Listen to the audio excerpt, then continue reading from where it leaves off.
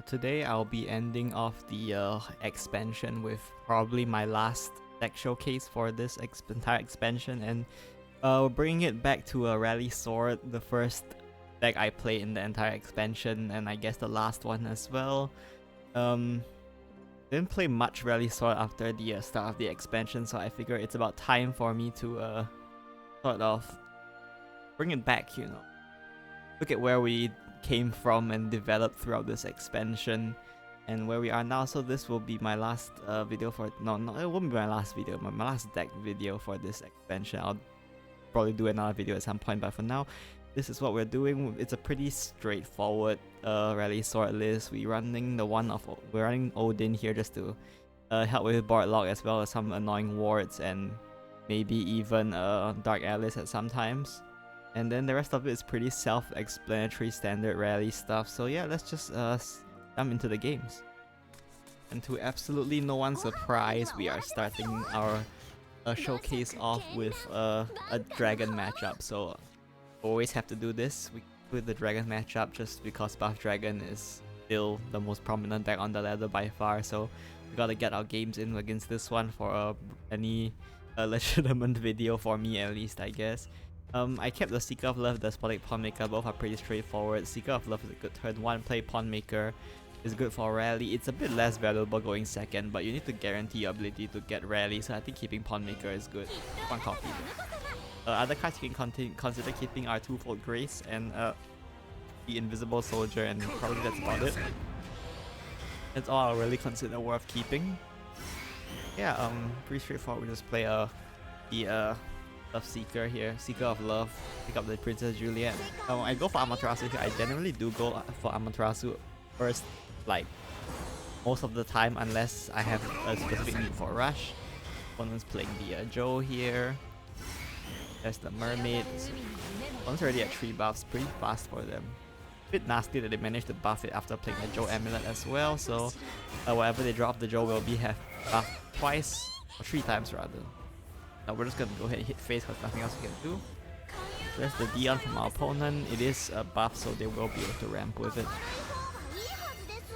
And then go ahead and round it off with Sandstorm to get even more buffs going. So we kind of prioritize rally here, so we go ahead and trade off the Seeker of Love. We do have do 1 less damage by doing this, but I think the rally is pretty important for us, so we go ahead and get the rally in by playing the Invisible Soldier for 4. So then goes ahead and plays the Lucky Mermaid, so then for the hand buff. So their hand is like probably pretty buffed right now. They have a lot of buffs like all over the place, so it's a bit annoying for us. Let's go ahead and put the Tsukiyomi back in rotation to pick up the Amaterasu later on at some point. I've evolved the Invisible Soldier here. I should probably mention this. I thought that I would be able to reach red. I thought I would be able to play Dashing Duelist or Rally 10, but I can't. So evolving the Invisible Soldier here is just a misplay. You shouldn't do it. Putting yourself giving yourself the evil point disadvantage will allow your opponents to play Asuka and Shiori, so it's a bit of a misplay here, but it counted wrong, so that's why I did it that way. I guess hopefully they don't have Asuka and Shiori, right? It'll be pretty bad because their hand is pretty small, so that evil might have given them the chance to come back, so that was definitely the wrong thing to do there. Go ahead and slam out the Despotic Pawnmaker here. As you can see, we're already at Rally 10. We don't really want to be spending our evils on Despotic Pawnmaker this late in the game. We're gonna go ahead and play him now and get him out of the way now and just hit Rally 10 here. We already drew 2 Mikhails. We really don't want to draw our last one, so we're gonna go ahead and make sure we can invoke that last Mikhail. One just drops Drazael here. Unfortunately, we don't actually have a good way to clear. Buff Dragon's Drazael is just built different, and by that I mean it's a very tall ward that can't be destroyed by Flex, which is very annoying. So of course destroy if we picked up the Odin, but have to see. Unfortunately we don't pick up the Odin. Go ahead and trade here. Use the Dashing Duelist to do some damage here. Now we're even on evil points, so there's that, which is that going for us, which is nice. We go ahead and clear the Drazael here by spending a ton of resources. Visible Soldier is actually pretty good against Buff Dragon for finishing them off at Enhance 8, so it's a bit of a shame we had to spend out Visible Soldier here. And things are looking pretty bad for us right now. All we have to, but really, if you look at our rally, we are at 15, so all we have to do is top deck Twin Blader and we just win the game, right? So So they do manage to pick up the Asuka and Shori here, which is kind of annoying. Thankfully, well, they couldn't have played Joe, so they go ahead and play the Grand Slam, which is fine. No wards in the way, which means I just pick up Twin Blader here and I just win the game. That's exactly what I do. So yeah, that's it for this game. I mean, Buff Dragon is a miserable matchup, but just with enough top deck skill, I think you can still win the matchup. So yeah, that's it for this game. Let's move on to the next one.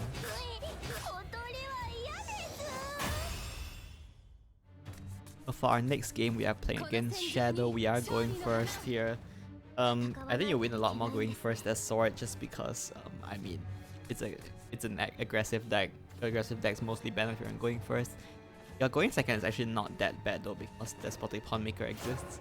Anyway, this is Shadow. We don't really know what it could be. It could be Last Words, it could be mid-range, it could be Helio. It's most likely not Helio. I think it's probably Last Words or mid-range. Both are fairly common.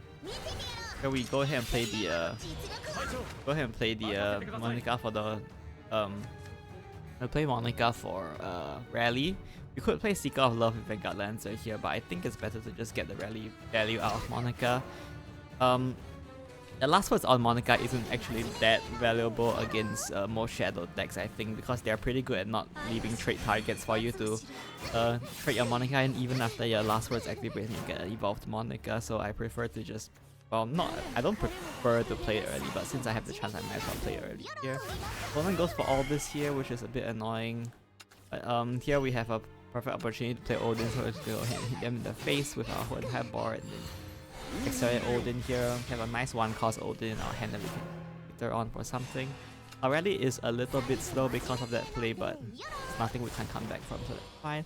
Opponent picks out another Aldous, so that's their third copy of Aldous, which is pretty annoying for us because we're trying to aggro them to death right now.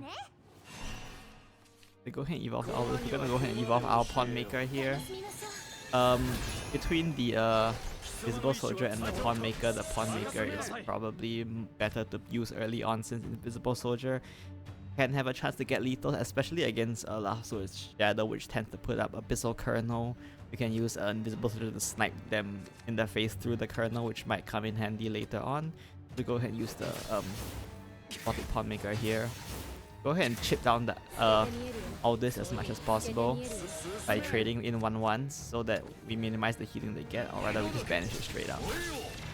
Deny them as much healing as possible. That playing Oldie here may be a bit questionable. It might be better to save it for something like Dark Alice, but my opponent still at 2 Last Words, so we are doing fine. Opponent plays the Ruler of the Necropolis here.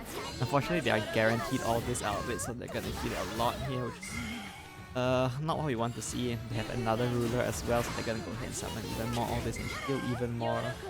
Yeah, everything's just going pretty poorly for us right now. We do manage to keep the Invisible Soldier here, which is, I guess, fine. Not like that good, but bad. But now we need to go ahead and find cards to use. We're gonna go ahead and draw. We have a day here, which is just fine to just play, and you can draw into more cards, hopefully find a finisher so we can finish them off something like next turn. With the Last Words only at 5, and having having spent literally all their Alduses, unless they use another Ruler of the Necropolis or from the Last Reborn, is very unlikely they can clear this day, so we're gonna go ahead and keep the day in ambush here and just put our opponent down. We also have the Duelist in ambush, so we can hopefully finish them next turn with these ambushes. But they do pick up the third copy of Ruler, unfortunately, so they are gonna heal a ton here. They do manage to hit the day here. Hopefully don't hit the day again, but unfortunately they do hit the day again, so we are unable to get the draw out of it. Opponent goes ahead and finishes their turn up with the Amaterasu here, so we are in a bit of a pickle. We don't quite have lethal. Actually, we have no, this is lethal. Yeah, this is just lethal. Go ahead and trade off. Yeah, and play this Seeker of Love. We can actually go for Rally 10. Yeah, we actually have the Rally 20 option available to us for Duelist to do even more damage. I do go for here even though it's not entirely necessary, but yeah, so that's it for this game. Opponent had very a lot of anti-aggro that we're still able to come out from this game, so that's good for us. Let's go to the next game. So our final game here, we're going first again. I just realized all these games are going first, so maybe not the best variety, but it's whatever. It's the end of the expansion. So my opponent is also playing sword, so we are playing the sword mirror. I think neutral sword has been mostly abandoned by now, so this is most likely rally sword. We're gonna go ahead and play the Seeker of Love here. Pick up the Princess Juliet. Pretty straightforward rally sword play. Opponent passes, which is already good for us. We go ahead and hit the face here. So this is a difficult decision between Monica and Seeker of Love. We had this decision earlier against Last Words. In this case, we are going against Rally. I think clearing the Monica is better because Rally has fewer ways to play around Monica compared to Last Words. So we're gonna go ahead and do that. Princess Juliet here. As for why we are trading that and keeping our board wide instead of keeping it slim by trading these two, a Seeker of Love and then playing Princess Juliet, I want to have bodies because we are not entirely opposed to accelerating Odin at some point within the next few turns, so keeping our board wide might help us with that. It's worth noting against Rally, it's not awful to trade like both Seeker of Love here and keep your board slim, because denying them trade targets slows down their rally count, as you will probably know yourself when you play rally. Your opponent can definitely board lock you, so you should watch out for that. My opponent does seem to be going for a board lock option here, so they trade one into each of Love. I guess they decided that taking the 1 damage is worth it, but we can go ahead and slam our second Juliet here and in the face and chip them as much as we can, so we can hopefully finish them soon. Give me from our opponent, we're gonna go ahead and pop the Juliet with it. And they have double Asuka and Shiori, so they heal out a ton of the damage we just dealt to them, which is very bad for us, but thankfully the rest of the turn is just invisible, so just not good. Yeah, rally 8. Probably around even speed with us. So we're gonna go ahead and play the Monica here. We can play Monica here. I believe I do just play Monica. It's worth noting here with playing Monica is that it might not be always correct to play Monica here. It's definitely worth considering other options. Simply because even with Monica's buff, there's nothing in my hand that's really worth buffing. But not enough really that Gawain can storm anyway, so this Monica is maybe a bit weird, but against Sword in particular, Sword is weak to just board pressure because Sword has limited board clear capability, so even if we don't necessarily have like a very efficient storm damage to buff with Monica here, it's probably still fine to just go ahead and play the Monica.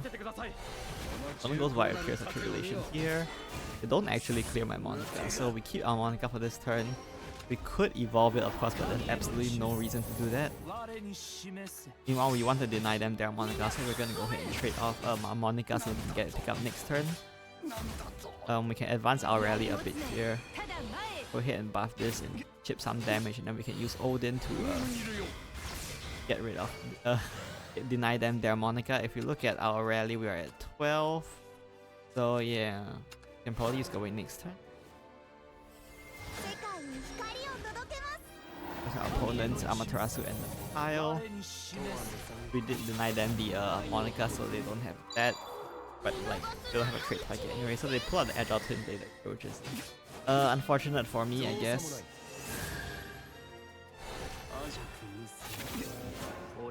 So there's our Monica. Here comes the Kyle as well. We are at rally 14, so unfortunately not quite enough for Alwida to function yet. So we need to set up a ward so that we can protect our own face. I'm gonna go ahead and play Gawain here to try and draw something we can use. We pick up the aggressive advantage, which is not bad. Unfortunately, this is incorrect order here. I admit a misplay. We should have played aggressive advance first. Play aggressive advance first, there was a chance it wouldn't hit the Twin Blader, and if the Twin Blader survived, then we could play aggressive advance and then trade Monica for even more damage. But in this case, because we need the trade target for Monica, if we play aggressive advance, now it will pop the Twin Blader straight away, so that's a bit of a shame for us. We're gonna go ahead and use the Odin here to deal get a bit of storm damage in. At this point, we are keeping this aggressive advance to play with Alwida next turn, so that is the plan. Poland does have another Asuka and Shiori, so they're about to heal a lot. Thankfully, or rather hopefully they don't have another Twin Blader to finish us off with. Just the dashing duelist. He'll hit us for 4 damage. We're at 6 now, which is a bit low against Rally Sword at 4 PP, but thankfully it looks like they don't have a way to finish us off, so they play another Lloyd and into a 2-foot Grace. Unfortunately, oh, we do have another. We do have guaranteed lethal here. But we played I guess just to play it as efficiently as possible, we play aggressive advance first to maximize the chance of us hitting a ward with the effect. And then we go ahead and play the Elwida here. Realize we managed to show off all of Sword's tricks and finishers in this, all of this deck's tricks and finishers in this video, which is pretty nice. So we go ahead and evolve the Elwida here for the board buff and then finish them off, and that's it for this game. Well, that's it for the games I have for you today. For today's video, the last deck showcase for Rally Sword for this expansion. Definitely feels better than it did at the start of the expansion when we weren't quite sure what we were doing, I think. The addition of days, although they didn't really do much in this game, I guess is actually pretty nice. I think we were able to show off a lot of majority of the tricks we are running in this deck. Like we got to show off the Odin, got to show off the Twin Blader, the Elwida, aggressive advance got to do some work. So yeah, hopefully this gives you a good idea of why this deck is built this way, although I'm not sure there's that much point now that the expansion is ending, but I just wanted to revisit one of my favorite archetypes before the expansion. And yeah, I do really like Rally Sword, and I'm happy that Erica's back, so I guess we're gonna play some Rally Sword probably next expansion as well, so maybe look forward to that. But anyway, if you want to play this deck within the last few days of the expansion or something, you are welcome to try it. It's like, okay, it's good enough to climb if you haven't finished a GM climb yet, and if you want to get it out of the way with a really brain dead deck, this is definitely the one for this. One of the options you can use. Yeah, that's it for this video. I hope you enjoyed it, and I'll see you in the next one. Bye bye.